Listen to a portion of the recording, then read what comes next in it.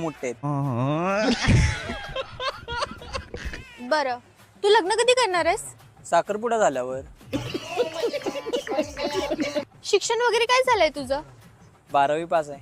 अभ्यासातलं काही येतं का तुला? अभ्यासातलं थोडं थोडं येते. सांग बरं, फायनान्शियल मॅनेजमेंट म्हणजे काय? भर उन्हाळ्याच्या दिवसात 20 लोक बस स्टॉपवर बसची वाट बघत होते. एक भिकारी आला, प्रत्येकाकडून 1-1 रुपये भीक मागितली आणि रिक्षाने निघून गेला. त्याला म्हणतात फायनान्शियल मॅनेजमेंट. तू कोणाला घाबरतो का? कोणालाच नाही, कोणालाच घाबरत नाही.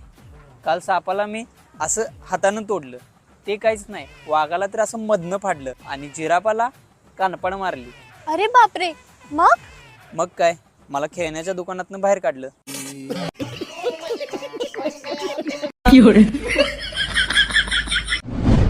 तुला कसा मुलगा आवडेल? मला कष्टाळू आणि अभ्यासू मुलं आवडतात. कष्टाळू आणि अभ्यासू? मी लई कष्ट घेतले. माझी परिस्थिती नव्हती. पावसाळ्याचे दिवस होते. पाऊस खूप पडायचा आणि त्याच्यामध्ये वीज पडायची ना, त्या विजेच्या उजेडामध्ये मी 4-5 धडे वाचायचो. नंतर पावसाळा संपला. आता काय करायचं? मग मी दगडावर दगड आपटून ज्या ठिणग्या निघतात ना, त्याच्या उजेडाखाली अभ्यास केलाय. पण मी अभ्यास आणि कष्ट घ्यायचं नाही सोडलं. नंतर अभ्यासाचा लोड इतका झाला की दगड आपटायला वेळ मिळत नव्हता. मग मी एक वही जाळली आणि त्याच्या उजेडामध्ये मी 5-6 धडे वाचून काढले. पण मी अभ्यास आणि कष्ट करायचं नाही सोडलं. नंतर वह्या संपल्या जाळून जाळून.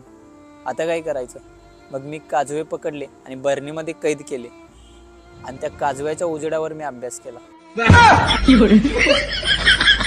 अरे मग एवढाच अभ्यासाचा शौक होता तर दिवसा अभ्यास करायचा ना. मग तू कॉलेजला का जात नाहीस? अगं, एकाच शब्दाचा अर्थ प्रत्येक शिक्षक वेगवेगळा सांगतात.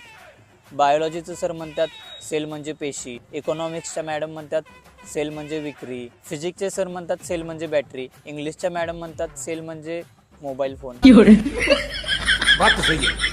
म्हणून मी कॉलेजच सोडलं. जिथं 4 शिक्षकांमध्ये एक मत नाही तिथं शिकून काय उपयोग? खरा अर्थ तर तवा कळाला जेव्हा मम्मी म्हणाली सेल म्हणजे साड्यांवरचं डिस्काउंट.